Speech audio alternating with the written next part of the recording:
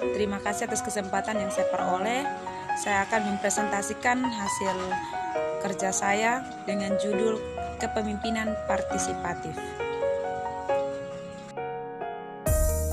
Kepemimpinan partisipatif adalah gaya kepemimpinan di mana semua individu memiliki kekuasaan setara dengan proses pengambilan keputusan bersama, terlepas dari jabatan dan perangkatnya.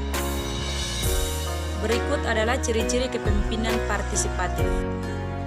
Yang pertama adalah budaya diskusi yang terbuka dan jujur, yang berarti seorang kepemimpinan partisipatif dengan tulus menerima setiap masukan pendapat dari anggota timnya dan menjadikan pendapat tersebut sebagai aset yang harus diizinkan mengalir dengan bebas dalam diskusi. Ciri-ciri yang kedua adalah menumbuhkan kepercayaan, yang berarti seorang pemimpin partisipatif yang memberikan kenyamanan bagi setiap karyawan dengan berbagi pendapat karena mereka tahu bahwa setiap pendapat akan ditanggapinya dengan serius. Ciri-ciri yang ketiga adalah penekanan pada moralitas dan nilai-nilai, yang berarti seorang kepemimpinan partisipatif percaya bahwa setiap pendapat memiliki hak untuk didengar. Menjadi seorang kepemimpinan partisipatif harus memfasilitasi interaksi ini untuk kebaikan kelompok.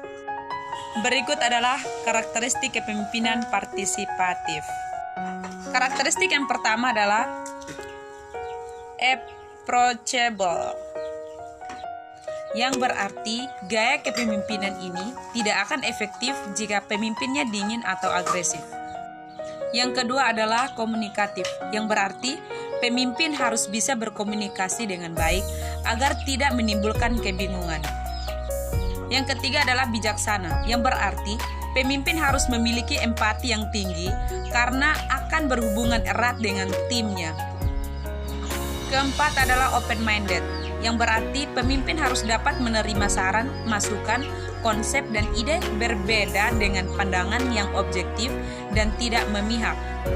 Dan yang kelima adalah kompeten, artinya tidak mudah menjadi pemimpin yang harus menampung beragam jenis ide. Berikut adalah kelebihan kepemimpinan partisipatif. Yang pertama adalah peningkatan produktivitas tim.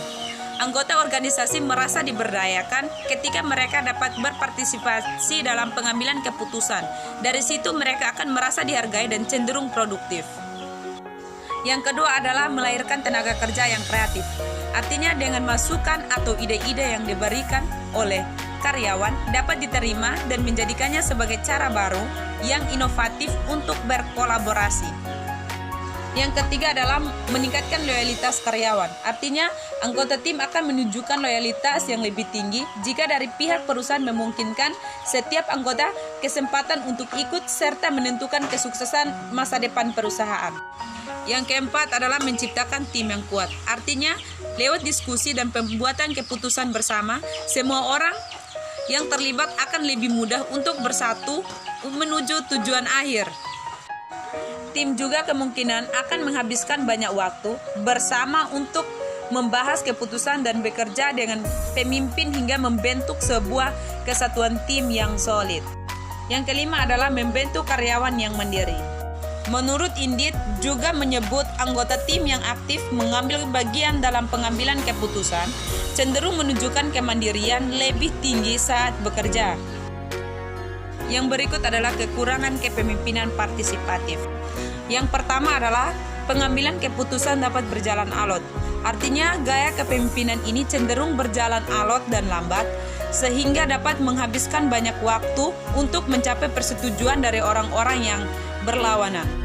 Yang kedua adalah konflik datang dari anggota yang tidak didengar. Artinya ketidaksepakatan selama prosesnya dapat dengan mudah menyebabkan konflik dan masalah antar anggota jika ada yang merasa pendapat mereka tidak dihargai. Yang ketiga adalah tidak cocok kalau terjadi krisis. Artinya gaya kepemimpinan partisipatif tidak efektif karena proses pengambilan keputusan yang berlarut-larut. Yang berikut adalah tips menerapkan kepemimpinan partisipatif. Yang pertama adalah catat semua ide yang disarankan. Yang kedua, buat meeting yang efisien. Dan yang ketiga, libatkan orang yang tepat.